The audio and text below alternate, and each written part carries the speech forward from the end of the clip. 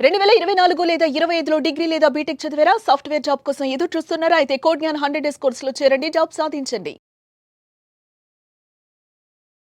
నీటి యుద్ధం మొదలవుతుంది పాకిస్తాన్ భారతదేశం మధ్య. ఇప్పటివరకు తుపాకుల పేలుళ్ళు అలానే క్షిపణుల దాడులు వీటన్నిటిని కూడా మనం చూస్తే ఇక నీటి యుద్ధానికి సన్నద్ధం అవ్వాల్సినటువంటి పరిస్థితి పాకిస్తాన్కి ఏర్పడుతుంది. చినాబ్ నది పైన బాగ్లిహార్ సలాల్ డ్యామ్ల పైన వాటర్ నీటి ప్రవాహాన్ని నిలిపివేస్తూ భారత ప్రభుత్వం సింధు ఒప్పందాన్ని పక్కన పెట్టేసినటువంటి క్రమంలో ఒక కీలక నిర్ణయం తీసుకుంది. గత 3 రోజులుగా జమ్మూ కాశ్మీర్ ఎగువ ప్రాంతాల్లో భారీ ఎత్తున వర్షం పడుతుంది. ఇప్పుడు ఎలా అయితే పాకిస్తాన్ సైన్యం సరిహద్దుల్లో గుళ్ల వర్షం కురిపించే ప్రయత్నం చేస్తుందో, క్షిపణుల్ని విధ్వంసం చేసేటువంటి క్రమంలో భారత సైన్యం ఏ విధంగా వీరోచితంగా పోరాడుతుందో దానికి ఏమాత్రం తగ్గకుండా పెద్ద ఎత్తున భారీ వర్షాలు ఈ ప్రాంతాల్లో వర్షాలు పడుతున్నాయి. ఈ వర్షాల వలన నీటి ప్రవాహం పెరుగుతుంది. దీంతో ఒకేసారి చినాబ్ నదిపైన ఉన్నటువంటి బాగ్లిహార్ సలాల్ ఈ 2 డ్యాములకి సంబంధించిన గేట్లని ఎత్తేయాలని భారత ప్రభుత్వం నిర్ణయించింది. గేట్ల ఎత్తివేతను కూడా ప్రారంభించింది. ఉదయం నుంచి పెద్ద ఎత్తున నీటిని దిగువకి విడుదల చేస్తుంది. భారత ప్రభుత్వం చినాబ్ నదీ ప్రవాహానికి అడ్డుకట్ట వేయడం వల్ల ఎప్పుడూ లేని విధంగా చినాబ్లో నీటి మట్టం తగ్గిపోయింది. దిగువన పాకిస్తాన్ వైపు వెళ్ళేటువంటి మార్గాల్లో ఒక విధంగా కాలినడకనే నదిని దాటేటువంటి పరిస్థితి ఏర్పడింది. గత 30 ఏళ్లలో ఇలాంటి పరిస్థితి లేదు అనేటువంటి అభిప్రాయం ఉంది.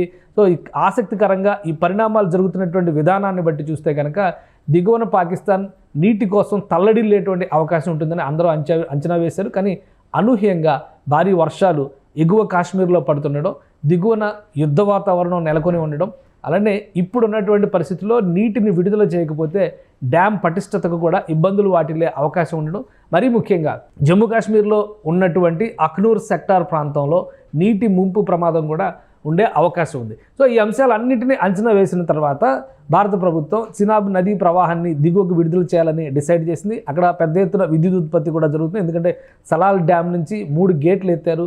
పవర్ జనరేషన్కి అది ఉపయోగపడేటువంటి ప్లాంట్ అది. అలానే ఇటు బాగ్లిహార్ డ్యామ్ నుంచి కూడా 2 గేట్లు ఎత్తారు.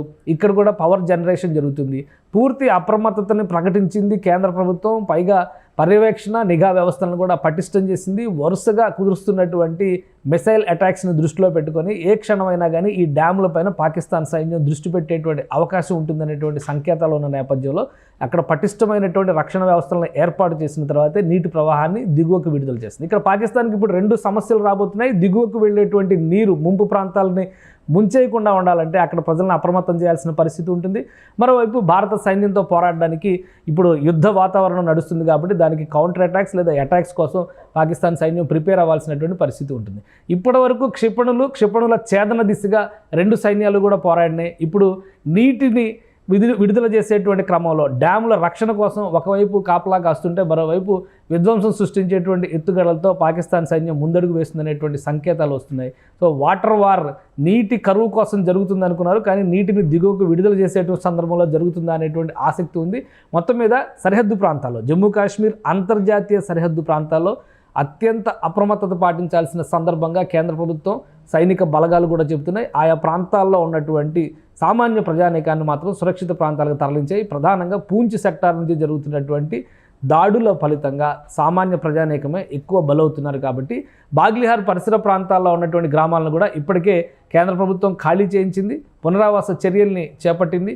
దాంతోపాటు పైన కురుస్తున్నటువంటి వర్షపు నీరు వచ్చేటువంటి అంచనాలకు అనుగుణంగా దిగువకు నీటిని వదిలేటువంటి ప్రస్థానాన్ని కూడా ప్రారంభించింది. కాబట్టి ఎలాంటి సమస్యలు ఉండకపోవచ్చు. రక్షణ పరంగా తీసుకోవాల్సినటువంటి చర్యలు కూడా భారత ప్రభుత్వం కట్టుదిట్టం చేసింది. కాబట్టి ఇక పాకిస్తాన్ ఆర్మీ రియాక్షన్ ఏ విధంగా ఉంటుంది, దానికి కౌంటర్ ఆల్రెడీ 2 రోజులుగా చూస్తూనే ఉన్నాం.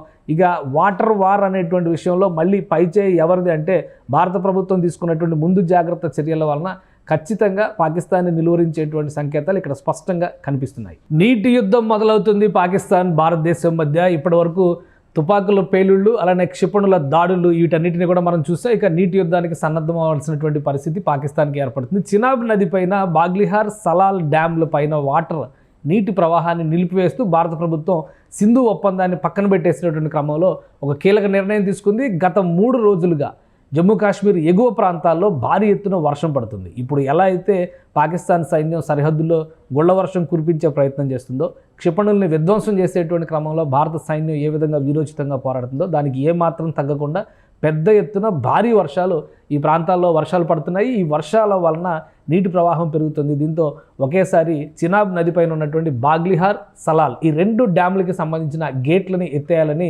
భారత ప్రభుత్వం నిర్ణయించింది. గేట్ల ఎత్తివేతను కూడా ప్రారంభించింది. ఉదయం నుంచి పెద్ద ఎత్తున నీటిని దిగువకి విడుదల చేస్తుంది. భారత ప్రభుత్వం చినాబ్ నదీ ప్రవాహానికి అడ్డుకట్ట వేయడం వల్ల ఎప్పుడూ లేని విధంగా చినాబ్లో నీటి మట్టం తగ్గిపోయింది. దిగువన పాకిస్తాన్ వైపు వెళ్ళేటువంటి మార్గాల్లో ఒక విధంగా కాలినడకనే నదిని దాటేటువంటి పరిస్థితి ఏర్పడింది. గత 30 ఏళ్లలో ఇలాంటి పరిస్థితి లేదు అనేటువంటి అభిప్రాయం ఉంది. సో ఆసక్తికరంగా ఈ పరిణామాలు జరుగుతున్నటువంటి విధానాన్ని బట్టి చూస్తే కనుక దిగువన పాకిస్తాన్ నీటి కోసం తల్లడిల్లేటువంటి అవకాశం ఉంటుందని అందరూ అంచనా వేశారు. కానీ అనూహ్యంగా భారీ వర్షాలు ఎగువ కాశ్మీర్లో పడుతుండడం, దిగువన యుద్ధ వాతావరణం నెలకొని ఉండడం, అలానే ఇప్పుడున్నటువంటి పరిస్థితుల్లో నీటిని విడుదల చేయకపోతే డ్యామ్ పటిష్టతకు కూడా ఇబ్బందులు వాటిల్లే అవకాశం ఉండడం, మరీ ముఖ్యంగా జమ్మూ కాశ్మీర్లో ఉన్నటువంటి అఖ్నూర్ సెక్టార్ ప్రాంతంలో నీటి ముంపు ప్రమాదం కూడా ఉండే అవకాశం ఉంది. సో ఈ అంశాలన్నింటినీ అంచనా వేసిన తర్వాత భారత ప్రభుత్వం చినాబ్ నదీ ప్రవాహాన్ని దిగువకు విడుదల చేయాలని డిసైడ్ చేసింది. అక్కడ పెద్ద ఎత్తున విద్యుత్ ఉత్పత్తి కూడా జరుగుతుంది. ఎందుకంటే సలాల్ డ్యామ్ నుంచి 3 గేట్లు ఎత్తారు. పవర్ జనరేషన్కి అది ఉపయోగపడేటువంటి ప్లాంట్ అది. అలానే ఇటు బాగ్లిహార్ డ్యామ్ నుంచి కూడా 2 గేట్లు ఎత్తారు. ఇక్కడ కూడా పవర్ జనరేషన్ జరుగుతుంది.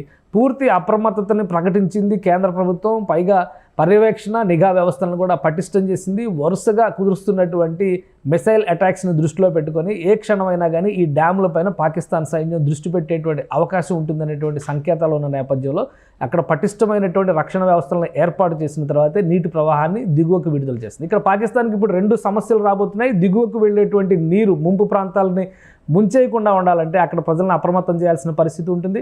మరోవైపు భారత సైన్యంతో పోరాడడానికి ఇప్పుడు యుద్ధ వాతావరణం నడుస్తుంది కాబట్టి దానికి కౌంటర్ అటాక్స్ లేదా అటాక్స్ కోసం పాకిస్తాన్ సైన్యం ప్రిపేర్ అవ్వాల్సినటువంటి పరిస్థితి ఉంటుంది. ఇప్పటివరకు క్షిపణుల ఛేదన దిశగా 2 సైన్యాలు కూడా పోరాడినాయి. ఇప్పుడు నీటిని విడుదల చేసేటువంటి క్రమంలో డ్యాముల రక్షణ కోసం ఒకవైపు కాపలా కాస్తుంటే మరోవైపు విధ్వంసం సృష్టించేటువంటి ఎత్తుగడలతో పాకిస్తాన్ సైన్యం ముందడుగు వేస్తుందనేటువంటి సంకేతాలు వస్తున్నాయి. సో వాటర్ వార్ నీటి కరువు కోసం జరుగుతుంది అనుకున్నారు, కానీ నీటిని దిగువకు విడుదల చేసేటువంటి సందర్భంలో జరుగుతుందా అనేటువంటి ఆసక్తి ఉంది. మొత్తం మీద సరిహద్దు ప్రాంతాల్లో, జమ్మూ కాశ్మీర్ అంతర్జాతీయ సరిహద్దు ప్రాంతాల్లో అత్యంత అప్రమత్తత పాటించాల్సిన సందర్భంగా కేంద్ర ప్రభుత్వం, సైనిక బలగాలు కూడా చెబుతున్నాయి. ఆయా ప్రాంతాల్లో ఉన్నటువంటి సామాన్య ప్రజానీకాన్ని మాత్రం సురక్షిత ప్రాంతాలకు తరలించాయి. ప్రధానంగా పూంచ్ సెక్టార్ నుంచి జరుగుతున్నటువంటి దాడుల ఫలితంగా సామాన్య ప్రజానీకమే ఎక్కువ బలవుతున్నారు. కాబట్టి బాగ్లిహార్ పరిసర ప్రాంతాల్లో ఉన్నటువంటి గ్రామాలను కూడా ఇప్పటికే కేంద్ర ప్రభుత్వం ఖాళీ చేయించింది, పునరావాస చర్యల్ని చేపట్టింది. దాంతోపాటు పైన కురుస్తున్నటువంటి వర్షపు నీరు వచ్చేటువంటి అంచనాలకు అనుగుణంగా దిగువకు నీటిని వదిలేటువంటి ప్రస్థానాన్ని కూడా ప్రారంభించింది. కాబట్టి ఎలాంటి సమస్యలు ఉండకపోవచ్చు. రక్షణ పరంగా తీసుకోవాల్సినటువంటి చర్యలు కూడా భారత ప్రభుత్వం కట్టుదిట్టం చేసింది. కాబట్టి ఇక పాకిస్తాన్ ఆర్మీ రియాక్షన్ ఏ విధంగా ఉంటుంది, దానికి కౌంటర్ ఆల్రెడీ 2 రోజులుగా చూస్తూనే ఉన్నాం. ఇక వాటర్ వార్ అనేటువంటి విషయంలో మళ్ళీ పైచేయి ఎవరిది అంటే భారత ప్రభుత్వం తీసుకున్నటువంటి ముందు జాగ్రత్త చర్యల వలన ఖచ్చితంగా పాకిస్తాన్ని నిలువరించేటువంటి సంకేతాలు ఇక్కడ స్పష్టంగా కనిపిస్తున్నాయి. సుమన్ టీవీలో మీ పర్సనల్ అండ్ బిజినెస్ ప్రమోషన్స్ కోసం కింది నెంబర్కి కాంటాక్ట్ చేయండి.